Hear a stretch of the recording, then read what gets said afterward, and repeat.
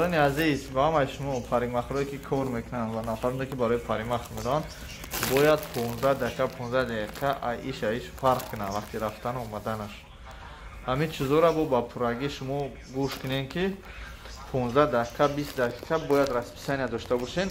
Ва Вадим Николаевич, можно добавить? Еще каждый сотрудник, каждый человек, который выходит на работу, что он должен делать? Должен в каждой организации, те, которые решили работать, должен быть журнал температуры.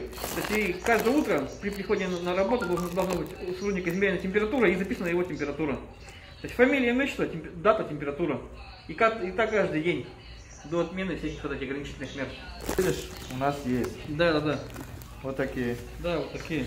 У кого нету в городе Екатеринбурга, можете приходить забрать у нас. Это будет для вас бесплатно. Расписание кровного давления. Про закон, про приказ, который недавно губернатор города Екатеринбург, Свердловской области, брал. Сказал про парикмахеры. Скажи, пожалуйста, что это обозначает? Да, то есть парикмахерские могут работать с сегодняшнего дня, но они должны работать только по предварительной записи.